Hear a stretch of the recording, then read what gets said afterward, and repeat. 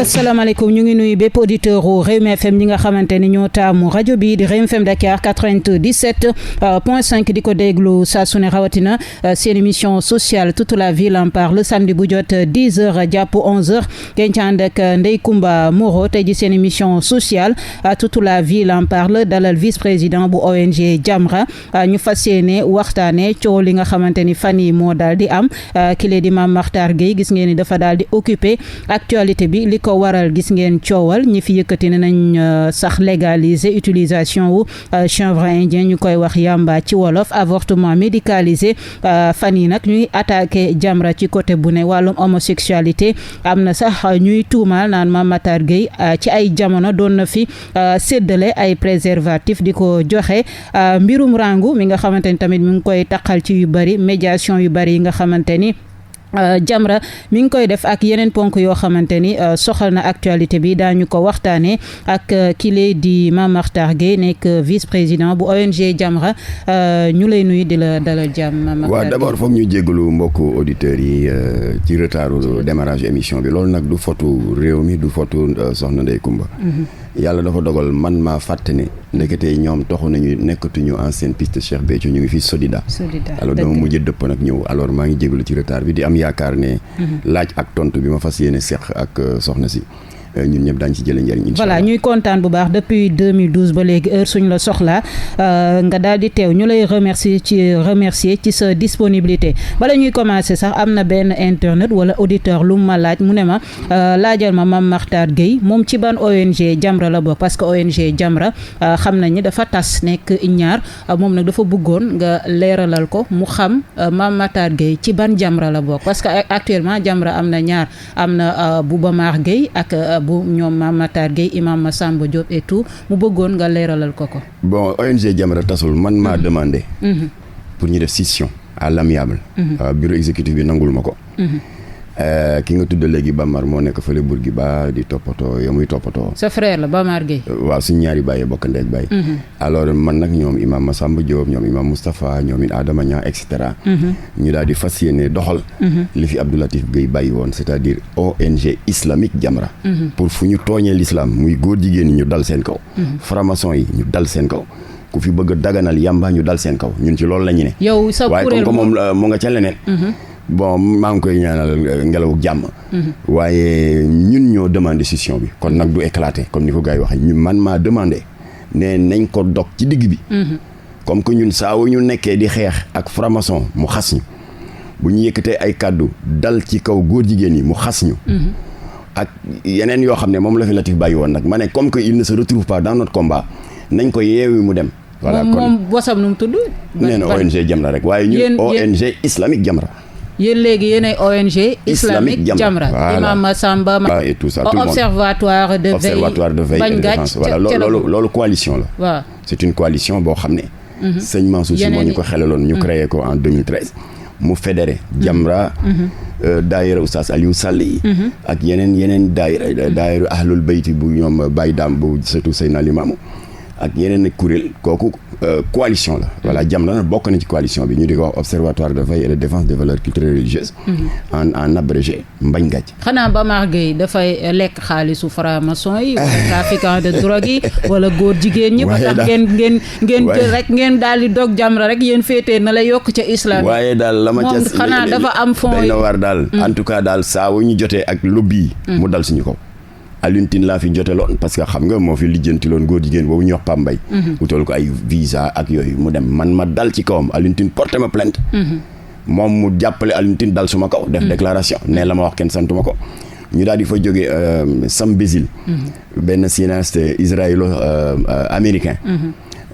daal di def benn court métrage tuddee ko Innocence of Muslim di xas l'islam nee na l'islam c'est le cancer social yàq Seydina Mohamed lu mel ni xeme ñu daal di ànd ñun Jamra ak coalition bi nga tuddee léegi Mbagne Gadji ñoom oustaz Aliou Sall ak ñeneen ñu def marche ba buntu ambassade États-Unis yëkkati lettre de protestation jox ko ne ko film bi bu mu fi dugg tooñ baaxul sa ëllëg sa Bamar binda lettre xas ñu alors ñu jógeeti fa mais yéen est-ce que am ngeen preuve na Bamar lobby yooyu dañ koy joxe koppar soxlaw ñu sax am preuve waaye li wóor mooy mais Mamatar waxoon nga ni am ngeen fi preuve am na def ngeen gëstu am na xaalis bu Bama recevoir ngeen def ay gëstu ba ngeen demee ba ca biir xaalis boobu fa mu jógee ñooñu dañuy défendre cause homosexuelle loolu laajul preuve. banque kii fonds mondial. waaw bi koy financer ay séminaires ak yooyu. ils soutiennent des homosexuels. kon nag il est inadmissible ngay bàkkoo ne Jamra nga bokk. ba pare di laal koppar di collaborer ak structure yoo xam ne xaritu góor jigéen nga. moo tax ñun nous sommes contre les financements de la banque mondiale. bu fekkee moom du fonds mondial bu fekkee moom. seexlu leen ñun dañu leen seexlu. voilà question yi bari na ñu ñëw ci beneen mbir boo xamante ni jur na coow di légalisation wu chanvre indien c'est vrai que souvent sax yéen Jamra ak droit de l'homme yi fi ngeen di déggoo bariwul gis nañ sortie bu Seydi Gassama même bu fekkee daf ko weddi sax ñu ne Seydi Gassama nee na dañoo war a légaliser li nga xamante ni mooy utilisation wu chanvre indien maanaam yamba naka nga gisee déclaration boobu mel ni yow nga jàpp ne dañ lay provoquer daal maanaam dañuy provoquer ONG Jamra. bon Seydi Gassama du ma la nëbb ne c'est un ami. waaye léeg-léeg muy tarxiis fii itam tarxiis na. non seulement tarxiis na mais il est en retard. ndax tout le monde se souvient en juin 2014. alors que le président Macky Sall venait d'être fraîchement élu 2 ans rek la defoon ci pouvoir bi mu am ay kàngam yu mag ay ancien chef d'État ancien secrétaire général des Nations Unies demandé ko audience. mu di Kofi Annan Obasanjo bu Nigéria Edem Kodjo bu Togo. Macky Sall recevoir leen. xam nga il était fondé de se nourrir d'espoir. parce que dana moi je suis jeune chef d'État. ñii mat nañ ma bàyyi mat ma nijaay yi ñi ci bari ci ñoom mën nañ maa jur. ñoo ma ñaan audience. ndax yàlla waaye xëy na dañ may jox ay conseils naka laa war a doxalee agriculture bi njàng mi ak santé bi. mais ba mu leen recevoir ba déglu leen Macky Sall xaw naa xëm. ndax ñoom dañ ko ne suñu kuréel bi mu ngi tudd fondation Kofi Annan. dañu jóg daal créer ci biir kuréel bi benn commission bu ñu tuddee commission drogue. ndax ñu jéem a seet ni ñuy saafaraal la prolifération extrême du cannabis dans la sous-région. Cannabis mooy chanvre indien mooy yamba. et comme que def nañ xeetu pexe bu ne pour faagaagal ko ce trafic de yamba. de cannabis mu te ñun fondation Kofi Annan muy Kofi Annan bii toog Obasanjo ak Edem Kodjo dañuy ñëwoon yow président Macky Sall proposé la ñu def benn test bu doxee Sénégal rek xëy na sous-région bi yëpp dañ ci exemple. alors proposition bi moo di dañu xalaat ne jot na nga daganal yamba Macky Sall xaw naa xëm.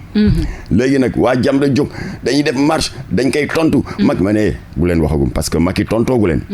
teylu leen alors alhamdulilah dañu toog 24 heures après le président Macky Sall daal di instruire son ministre de l'intérieur. Abdoulaye Daouda Diallo. boo duggee ba léegi ci internet di nga ko fa gis mu daal di génn benn déclaration ferme ne le Sénégal est plus que jamais déterminé à pénaliser la consommation aussi bien que le trafic qui lui-même a été criminalisé par la loi 2007-31 kon Sénégal daal di leen daal di leen réserver une fin de non-recevoir gàntal na leen dàq na leen alors loolu fu Seydi Gassama ne woon deuxième retard u Seydi Gassama gëstukat yëpp ci àdduna damay jël France bi ñu gën a jege étant notre ancienne puissance coloniale am na boroom xam-xam bu fa ràññeeku ci wàllu addictologie mooy ñi ngi dem ba chronique ci drogue bu mënatuñ ko bàyyi buñ ko jëfandikoo sax naqari deret mbaa agressé wala rey nit ñi di ko wax le professeur Michel Lejoyeux moo nekk ci hôpital Bichat bu Paris dafa doon gëstu ci yamba français yi di ko tuddee cannabis dem na ba ràññee ne que effet yi muy def ba di kannasuloo nit ñi li ko waral mooy tooke bi nekk ci biir ñu di ko wax en terme scientifique THC mooy abréviation tétrahydrocannabinol nee na ndekete boo muxee yamba muqiwaat avec l'accoutumance day jaar ci système nerveux bi ba atteindre le couronnement même du système nerveux muy le cortex cérébral nag ci ni ko biologiste yi décrire benn maladie kiiraay bu suñu morom def ci yóor bi mu muur ko nee nañ c'est le siège de la mémoire et de la sélection comportementale par exemple muy yow Ndeye Coumba ba nga nekkee tout tànk 2 ans 3 ans xam nga on faisait des bêtises affaire xale moo mel noonu léeg-léeg nga ñëw ci salon bi tuur fa ndox wala sa yaay def dara nga yàq ko ñun ñëpp jaar nañ ci xam nga su boobaa bu ñu tàppee li kenn du ko def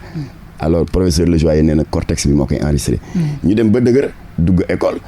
maître bi wala instituteur bi di ñuy jàngal les bases même de l'instruction civique alors il faut respecter l'ordre public, il ne faut pas jeter de peau de banane dans la rue. cortex moo koy enregistré ñu dem ba la vie adulte ñu ne ñu alalu mbooloo bu ñu la ko dénkee nga détourné ko dañu lay tëj kaso. boo rey nit dañu lay def lii yooyu yëpp cortex moo koy enregistré. alors Michel Lejoyer nee na nag sous l'effet du yamba THC bi bu yéegee ba ca kaw cortex bi lay anesthésier. à partir de ce moment jëmmu doomu aadama rek fa ne waaye sa comportement du wuteeg bu mala yi. loo tax nag Charles Baudelaire. un grand philosophe français qui est décédé. Ancien drogué, l'auteur de Paradis artificiel et des fleurs du mal wax na résumé na ko nee na sous l'effet de la drogue le timide devient courageux et le lâche devient audacieux. Donc dafay yàq doomu aadama dafay yàq jikkoom. Alors mais am na Mamata Gueye ñu naan drogue bi dafay faj de. ma ñëw actualité récente am na thèse bu ñuy développé naan yamba bi dafay faj am na sax xale yu góor yoo xam ni léegi. dañ naan yamba bi dafay faj yéen toog leen foofu yéen xamoo leen. ñooñu nag ma dellu leen ci actualité récente bi. Jamra inventé ko réew mi inventé wu ko ñoo ko dundandoo. mooy boo jëlee ces 2 dernières années. mu di 2017. ak 2019 bii qu'est-ce qu'on constate. mars 2017 événement bu tiis am ci banlieue bi ça me fait mal même di ko fàttali. mu di jëmm ju baax ju yiw di suñu xarit imam ratib bu grande mosquée bu Daaru Salaam. ñu di ko wax Mbaye Sy Diop. ndeysaan yàlla daf ko nattoo ci doomam yi mu am ci koo xam ne dafa muqi yamba ba chronique. ñu jotee rek ay weccante kaddu yu xaw a ñagas rek doom ji moo ko ëpp doole songo ko daaneel ko rendi ko comme xar. yamba la tuxoon. beneen bi. juin 2018 la. fii ci Sicap Rue 10 am na fa ku lëmbale woon koñ bi bañ nañ ba tuddee ko woon Abdou Rue 10. ndax naqari deret mën a agressé bari histoire violent mu am bés tam mu am quelques échanges de propos yu xaw a ñagas. ak benn xaritam. bu ñuy wax jarbaat la ci borom baar bu célèbre boobu ñuy wax Cheikh Anthiou. alors kaddu yi ñagas rek mu fa paaka. dëbb ko ci dënn bi. balaa secours yi di ñëw waa ji il s'était vidé de son sang bref ba police ñëwee di dàq waa ji course poursuite ba jàpp ko biir Sicap Rue 10 fekkee nañ ca poosam 24 cornets de yamba. Le dernier cas en date fii la ci Cap Skirring. police dañ leen woo d'urgence ne am na un crime odieux bu am ndekete benn xale bu am 2 ans boo xam ne mënagul sax dox bu dëgër ñu ne benn cousin moo ko rey police yéeme ba ñu entendre waa ji te police ak may dégg parce que mu ngi ci rapport d'audition bi. ne ko yow xale bii nga rey. pour lan kii nga xam ne mënagul sax wax mënul def nit lu bon woon wax nit lu bon lu mu la def xam nga lu mu wax tontu bu yéeme moom ce fumeur de yamba la. nee na waa dama ko jaawale woon ak lapin bi. voilà ce que Seydi Gassama de Amnesty wax ne nañ ko daganal. d'autant que dans la même semaine gis nañu des organisations de droits de l'homme telles que RADDHO qui persistent toujours à dire que nit ñi war nañ leen di bàyyi ñu gérer seen bopp seen orientation sexuelle c'est une manière indirecte de dire que góor jigéen nañ ko ndaganal. dans la même semaine sa naataango yi jigéen yi AGS réseau Siggil Jigéen ñu ngi woon fii ci mu tëddi la Petite Côte di fa def séminaire pour ñu daganal yàq biir mu di avortement qui est une forme d'infanticide qui ne dit pas son nom. dans la même semaine Seydi Gassama ne ñu daganal yamba ma ne xanaa aaxiru zaman mooy bëgg a wàcc suñu ko alors ma ne kon nag kenn amatul droit toog mais avortement médical c'est vrai que temps yaa ngi occupé actualité bi. dañuy fàtte sax Jamra Mamata Gueye rek la ñuy wax mais avortement médicalisé bi ci boppam xam nga féministes yi wala droit de l'homme yi wala waa AGS réseau Siggil Jigéen ainsi de suite yëkkati woon nañ ko fii naan pour les cas de viol et inceste ainsi de suite mais yéen tamit ngeen jóg dal seen kaw mais dañu gis ni ñoom dañu reculer ci combat bi na bëggatuñ si sax di wax lu bari naka gisee loolu. d'abord li tax man la ñuy dégg tout le temps c'est normal. xam nga Seydou Gueye moo am nañu mais Mamata Gueye yow rek la ñuy dégg lu tax duñ dégg ñeneen. c'est normal parce que lu mel ni Seydou Gueye c'est lui qui porte la parole de APR et de Benno Bokk Yaakaar. kon c'est lui qui va au charbon. alors Jamra. Imam Massamba Diop mooy président exécutif. Imam Massamba kenn du koy dégg lu tax. kan moo agité woon bi coow Wally Seck jógee ne bu Wally retiré wul plainte bi man Imam Massamba danaa génn. liste góor non danay génn mais maanaam la muy génn du bari. Maam Matar daal rek la ñuy moom mooy def buzz. am nañu ne sax Maam Matar moom du def buzz semaine wala mois. maanaam 365 jours sur 365 jours. ma tontu la ci ñaari baat mi ngi def buzz on touche du bois. ma tontu la ci ñaari baat. su ma nekkee le vice-président chargé de la communication. ou bien ma assumer li ñu ma dénk. wala ma daw ma démissionné. mais boo yoree communication yaay dem au charbon. bu dee saaga yow la ñuy saaga bu dee xas yow la ñuy xas. mais bala ñuy dem ci avortement médicalisé bi. ak recul bi nga xamante ni nemmeeku nañ ko ci waa AGS et autres. waaw Mamata naka ngay yoree yow tamit li la Mollah Morgun wax dëgg la. naka ngay yoree liste góor jigéen ñi ba pare di dofloo Sénégalais mais lan moo tere nga wax ñu góor jigéen ñi ñan la liste góor jigéen ñi. waaw xam nga yéen bi ngeen denc yéen waa ONG Jamra wax nga Imam Massamba Dankaaf woon na fi ne bu ñu kii na mais Mamata wax ñu liste bi. man maa ko ne woon téye ko Mollah nee na la yow waxal ñu xam ñan ñooy góor jigéen ñi. et Mollah jugóo nañu léegi. waaw wax naa ko ce qui s'est passé. alors ce qui s'est passé mais lan moo tax nanguwoo wax góor jigéenu Sénégal yi. non il est un peu ak lesbiennes yi. da ngeen xaw a tardé ci information mais c'est fait. non am na yu ñu si jot. mais ay association nga joxe kon yaa ngi ñëw si ñu ngi suivre yaa ngi ñëw joxe nga ay association ay association joxe quelques président wala présidente association gis nañ ñi nga lim mais liste bi alors léegi nag liste bi maanaam diw ak diw ak diw ñooy góor jigéen léegi nag maa ngi gërëm l'ex apériste ex ministre conseiller de Macky Sall le rebelle maa koy surnommé noonu Moustapha Diakhaté ndax moom moo soññ gouvernement bi à travers sa page Facebook nee na la mais depuis combien de mois Jamra naan gouvernement bi jox na ay récépissé góor jigéen ñi jox leen un statut légal loo xam ne dafa yéeme. te yéen gouvernement tontu leen sur ces graves accusations de Jamra. maa ngi koy remercier ndax tax na Aly Ngouille Ndiaye woo ma le mercredi 13 novembre bii yàggul. à peine 2 mois. ma daal di ñëw. il était entouré de tous ces kàngam particulièrement Ibrahima Sakho le secrétaire général du ministère de l'intérieur ne ma dañu dégg daal coow récépissé ñu état ñoo joxe récépissé et tout ça en tout cas man personnellement Aly Ngouille Ndiaye ba ma fi toogee ba léegi joxewu ma en tout cas ma ne woon daal naa la woo ñu déglu la daal ñu waxtaan ci ma ne ko donc monsieur le ministre nee nga ma mosoo joxe récépissé bravo ñun on personnalise pas de combat waaye dañu ne l'institution que vous dirigez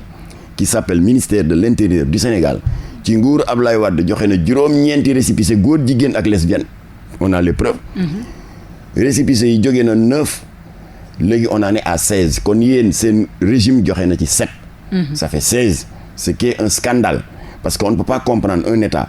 nga am l'article 319 du code pénal qui condamne les unions contre nature ba ñëpp a tàccu jullit yi comme catholiques yi parce que nos deux textes de référence la Bible et le Coran condamnent l'homosexualité ñëpp a tàccu ce même état jaar ci suuf naan góor jigéen ñi am leen ay récépissé yi ñu daal di am des existences légales ma ne ko léegi nag da nga may jox sa adresse email ma yónnee la yëpp mais en attendant pour ubbi suñu waxtaan mën naa la ci jox ñetti spécimen mu di les 3 associations les plus virulentes gën a wow bët benn bi mu di AIDS bi Diadji Diouf jiite ëpp ci ay talibé 635 membres numéro de récépissé 15 444 délivré le tel 2012 siège social Parcelles Assainies adresse temps récépissé délivré en date du tel par qui le ministère de l'Intérieur du Sénégal beneen exemple bi ma lay jox moo di kuréelu góor jigéen bi ñuy wax Prudence dirigé par Jamil Bangoura numéro de récépissé nangam siège à Dakar nangam délivré par qui la DGAT la direction de l'administration générale du territoire du ministère de l'Intérieur beneen échantillon bi mooy góor jigéen yu jigéen ñi maanaam les lesbiennes dirigé par qui Ndeye Kébé moo gën a wow bët rangu ndax moo fi defoon scandale dugg ci waxu rangu moo fi defoon scandale bu rëy fii ci Grand Yoff piano ñun on avait porté plainte parce que dañu doon def tëju di def seen yu bon di détourner xale bu am 16 ans brigade des mœurs sa jàppale voilà donc moom bosom mu ngi tudd sourire de femme nombre de membres tant récépissé tant délivré le tel ma ne ko nag lii échantillon la da nga may jox adresse email monsieur le ministre Aly Ngouille Ndiaye ma yónnee la tout yónnee la sax des documents confidentiels yoo xam ne laajoo ma ko documents confidentiels yi li ma si jublu mooy wan la ni récépissé yi musiba lay dikkal Sénégal wan la naka la góor jigéen yi di utiliser récépissé yi dans des activités peu catholiques et qui n'honorent pas notre pays ma ne ko dama la jox benn exemple bu ndaw récépissé yi tax na ba ambassades yi yu bon yi nga xam ne affaire ngóor jigéen dafa nekk une banalité dans leur pays profité nañ ci pour def de l'ingérence de l'inadmissible ingérence bind nañ leen Macky Sall ne nañ ko na nga yemale ambassade Canada na nga yemale ambassade Hollande alors ma ne ko benn exemple laa lay jox ambassade Canada lan la ambassade Canada def dafa yónnee benn mail en date du 18 décembre 2014 yónnee ko 16 associations góor jigéen yi ngeen autorisé yéen. parce que tubaab dafa muus du dugg ci loo xam ne amul statut de légalité. kon kii ngeen leen jox récépissé yi moo may fit ambassade bi alors mu bind leen ñun jot nañ lettre bi original bi en anglais nee naa ko danaa la ko yónnee. mu ne waaw xam nga boroom ñaari tur yi ils ont des difficultés pour assumer seen orientation sexuelle il paraît que sax da ngeen am ay jafe-jafe pour am des emplois. da ngeen di subir da ngeen di vivre une forme de stigmatisation pour obtenir des financements de projet waaye na seen xel dal. ñun Canada créé nañu le FCIL. Le Fonds canadien d'initiative locale. léegi am na commission boo xam ne liggéeyam mooy ku ci am projet bu crédible. nga yónnee ko. projet de financement bu ko commission bi xoolee si ça tient la route on vous finance. ma ne ko nag monsieur le ministre ñun bañuñu ay structures étrangères di financer doomu réew mi. parce que la crise de l'emploi elle est connue. Il y a des milliers de jeunes diplômés qui ne trouvent pas de débouché bañuñu waaye defin bi moo ñaaw. parce que le fait que mu adressé ko à des associations d'homosexuels c'est un clin d'œil malsain pour yow sa jarbaat ak sa doom wala man sama jarbaat ak sama doom ak keneen alors si seen sens critique un peu faible mën nañ ko interpréter négativement daane man ñaata at a ngi may ut visa Canada aw ma ko ñaata at a ngi nii may ut dégg nga financement de projet aw ma ko te kii nee na ku bokk ci association yi ñu financé la kon teemaa dem bokki ci association góor jigéen ñi man ne c'est un acte à l'encouragement à l'homosexualité mu ne ma ñaata la ambassade bi joxe ma ne ko joxe na 185 millions et j'ai la preuve séddale nañ ko Ndeye Kébé am na ci Sourire de Femme Jamil Bangoura association góor jigéen Prudence am na ci Diadji Diouf association góor jigéen AIDS am na ci ak ñeneen 185 millions leen ambassade kii loolu ñu ngi encouragé xale yi ne boo leen bokkee ci kuréelu góor jigéen yi seen affaire dana yomb alors kon nag ñi doon wax naan Matar di mu doon coow analyste yi xaw ma kuy naan Matar doon coow de waaye du Aly Ngouille Ndiaye alors kon nag. voilà li ñuy ñaan daal. parce que question yi bari na waaw te temps bi bari voilà comme ni nga ko waxee Mame Matar mi ngi attaqué lobby homosexuel yi Mame Matar ak Jamra ñu ngi attaqué franc-maçon yi ñu ngi attaqué trafiquant de drogue yi ñu ngi attaqué ñi ñu jàpp ne maanaam dañuy yàq li nga xamante ni mooy valeurs yi gis nañ ni da nga attaqué ku ñuy wax Rangou parce que loolu def na actualité faaw ñu laaj la ci Rangou mooy fii boo peut-être mi ngi organiser ay soirée mi ngi poster ay vidéo ci réseaux sociaux ainsi de suite peut-être loolu moom la engagé mais en tout cas Rangou moom mayu la dara parce que ba nga duggee moom ci dossier am gis nga déclaration bi mu def ne Mame Matar Gueye fii lay nekk di toog ci télé yi di wax di joxe bonne leçon di faire la leçon di jaay nitu diine ainsi de suite alors que Mame Matar day ñëw fii sama kër ma koy ceebal ceeb yi neex ak si bu kañ rek njarum soow waaw ak njarum soow te day ñëw sama kër sax di fi fekk ab góor jigéen te musul ngaan yow Mame Matar xam nga ma xam naa la waaw Mame Matar seetal sa der nag waaw gis nga nu mu tuddati man saa wuñ ma posé loolu mayu la dara damay ree ba daanu suuf alors ndax xam nga d'abord damay leeral ne man mosuma ko attaqué parce que noonu nga ubbee sa wax je l'ai jamais attaqué deuxièmement dama décidé woon mais laaj nañ la ci nga ne saay-saay boobu cam ainsi de suite voilà deuxièmement dama yàgg di wax say naataango ne il faut que ñun tam ñu yeewu presse ak Jamra et refuser de continuer à nous laisser manipuler par le bout du nez par une gamine de rien du tout tey nga wax li ëllëg nga ne virage à 182 et cetera dama ne woon du ma ci waxati waaye yow comme que rus naa la dinaa la leeral sa derek auditeur réew mi voilà dinaa la leeral nii nga wax dinaa la leeralal nii topp toowuma woon flyers bii mu ne bi mu posté fang ci réseaux sociaux yi naan damay def soirée privée 200 000 le lieu est tenu strictement confidentiel ba pare pour illustrer flyers bi mu ne fang boppam ak slip ak sagaru soutien toroxal boppam Mame Matar Gueye noo def nag ba gis ko non fil d'actualité yow looy wut si yooyu ba gis ko nag yow tamit am na ñu koy laaj waaw mais Mame Matar nan lay def ba gis yenn yi ba ciy wax non xam nga Facebook waaw am na une caractéristique mooy dafa am benn boulevard bu mag a mag bu ñuy wax le fil d'actualité foofu du yow wala man ñooy choisir ce que nous voulons voir ou pas voir donc booy surfer di défiler sa kii yëf yi di yéeg voilà kon ku fa def publication ba rek fa lay feeñe alors foofu laa gisee alors léegi ce qui s'est passé moo di yàlla dafa dogal sa maam samay maam ak suñuy maam ñun ñëpp ba jamono dee baax dañu daan régler les malentendus communautaires fa ñuy wax pénc ma ñaari sëy mais Mamata temps bi bareetul.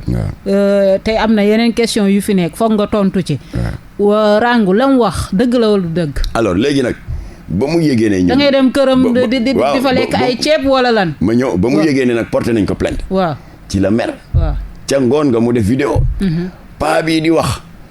may wax mu naan ma cam. waaw man tam ma ne ko cam. moom soxlawul sax muy dugg ci sama compte Snapchat.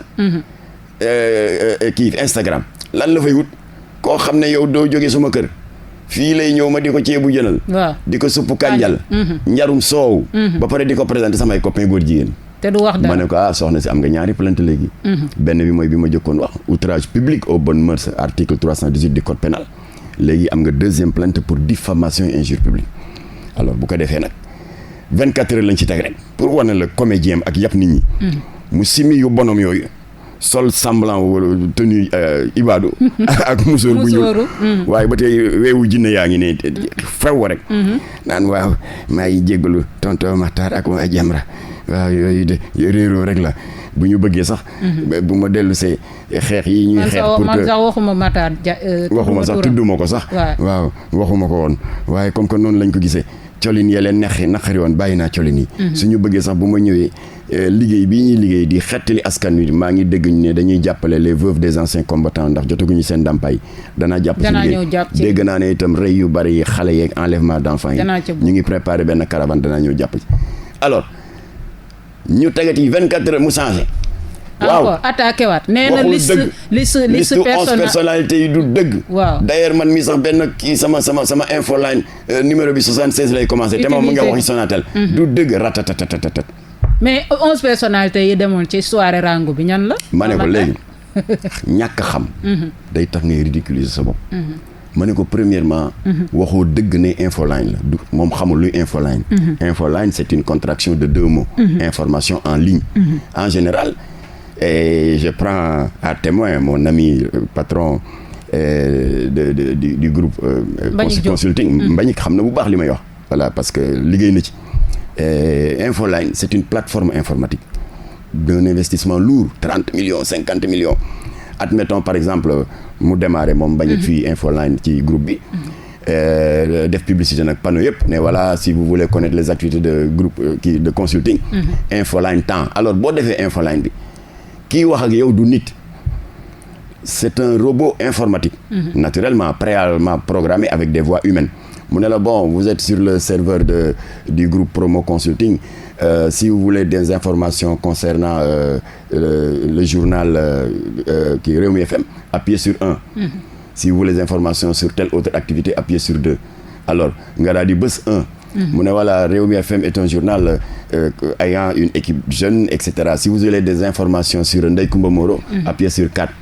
alors Ndeye Comba Moreau elle a fait ses études dans tel elle a fait sa carrière etc.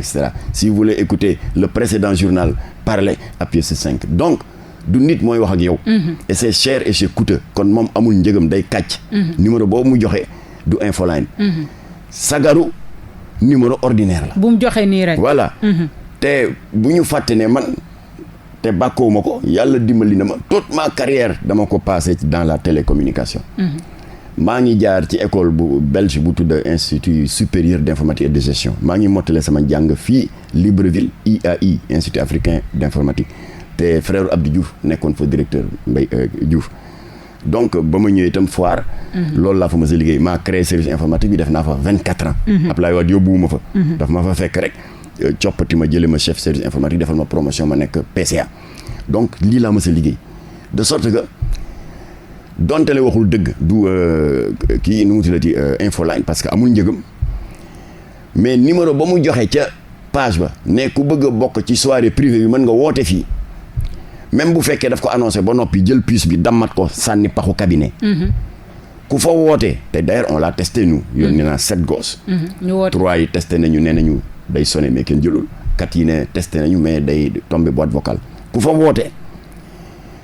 la traçabilité informatique des appels entrants et sortants xam nga durée de vie bi ñaata la 30 ans kon fekk 30 ans boo duggaatee di nga xam ña woote ak ña woote wu bu yeboo nga woote parce que ça t'intéresse wala bu dee coptee la ci dugal enregistré na la jot naa nag une 50aine d'appels entrants dont 11 suspects.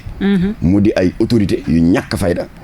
yoo xam ne gàcce la sax ñii di woote. même bu dee parcours maanaam ku tudd seen tur ñëpp xam leen. ay ministre lañ wala ay DG wala ay lan lañ moo am ci ñaar waaw léegi Mame Matar wax ma ñooñu 11 autorités yooyu ay ministre lañ wala ay DG. non xam nga ñu bari ñu passé à autre chose. erreur bi Sénégalais def boo ne autorité rek. ñu ne forcément. non dañoo bëgg a xam. yow autorité nga non dama bëgg a xam député lañ wala. non y a du wala ministre wala DG wala lan. y a du tout. waaw wala patron de presse wala lan autorité médiatique am na ci. waaw. am na patron de presse. autorité médiatique rek. du ma détaillé am na ci. autorité simple ordinaire connue am na ci. te xam nga bi ma ci gën a métti daf ci am kenn koo xam ne. ku ma xam. maa ko mës a dégg ci rajo bi. xaw ma lan moo taxoon ñu interroger ko waaw dëgg jamono ji dafa naqari xale yi dañ leen war a yar. te au contraire moom ci ñi yàq xale yi la bokk. lan lay wut ci demande ay d'information si soit de rango lu ñu ciy wut. léegi alors ñooñu nag ñu ngi leen di ñaan. kooku lan la. ñu ngi leen di ñaan. ñaar ñooñu. bu ñu bàyyiwul di ruux xale bi muy cëppi di dof-doflu ci nit ñi. seen tur dinañ ko joxe. voilà beneen Mame Matar Gueye foog nga tontu ci parce que attaques yi temps yi Jamra métti na ñu ngi leen di attaqué ci côté bu ne am na si koo xam ne dafa dem ba suñu naataangoo yi nekk ca groupe Futurs Médias di observateur def fa benn témoignage anonyme daal ne Mame Matar Gueye mii ngeen di gis muy jaay affaire voilà diine. joxe la bonne leçon nekk ci rajo yeeg télé ainsi de suite Mame Matar Gueye mii daal ci ay jamono Latif Gueye waaw ci ay jamono Latif Gueye boobu Latif Gueye moo jiite kuréel gi moom bokkoon na ci ñuy jël ay préservatifs di ko distribuer en tout cas même bu fekkente ni sax nekkul garaaw noonu mais ku toll ni Mame Matar Gueye ñu ne daan na def lii peut-être am na xam nga lu muy yàq ci sa image lan nga ciy wax dëgg la wala du dëgg waaw xaaral pour aller vite xam nga ñëpp ngi seetlu temps yi les attaques venant de lobby homosexuel et maçonnique ndax lii Jamra def neexu leen alors naturellement wër nañu remuer nañ ciel et terre pour gisal ma mbóot yu mel ni seen i mbóot casserole yu mel ni seen i casserole gisuñu ñu yónni benn dof bu ñoo rangu mu waxi dof kon yow rangu lobby yee ko yónni 24 heures après mu daal di naanaat son vomi loolu xam nga échoué nañ ñu yónni waat un lâche koo xam ne nag rango ko tane parce que rango elle s'est affichée à visage découvert kooku dem ca l'observateur jox leen ay information de la calomnie ne leen kii da daan jaay préservatif alors ma contacté journaliste bi ma ne ko man bëgguma am problème ak yéen parce que man bëgguma daal Matar porte na plainte telle presse rafetul ma ne ko moytu leen de vous laisser manipuler neel ma waaja parce que yow journaliste diw yee nee nga yaa ko xam ngir yàlla na fas son courage à deux mains décliné wu dans les 24 heures maître Khassim Touré avocat Jamra depuis plus de 25 ans dana ko dóor une sommation interpellative pour que devant le procureur mu mën a justifier ces allégations mensongères waaye boobu ba léegi ñemewul alors ma ne ndaw si nag pour votre information yàlla dafa dogal y avait une coalition de religieux Jamra bokk na ci le collectif des imams Jamra bokkoon na ci ñuy xeex sida ainsi de suite sida bi moo leen taxoon a jóg église bi sax bokkoon na ci et je remercie Paul Sagna moo doon suñu partenaire alors collectif de religieux boobu xam nga loolu seen liggéey di parcourir les 45 départements du pays dem ci siège ASC yi di fa def ay conférences de sensibilisation toog ak bàjjenu gox yi maanaam les relais communautaires di fa jàllale ay messages de prévention contre les MST les maladies sexuellement transmissibles léegi nag ci suñu biir parce que y a des musulmans y a des catholiques y a des athées am na ñoo xam ne dañu ittee woon les quartiers à risque nee nañ leen di jox préservatif pour limiter les dégâts ndax freiner un peu la vitesse de transmission du VIH/SIDA waaye ñun de notre côté Jamra et je le dis haut et fort particulièrement Latif particulièrement man parce que man sama bopp laa xam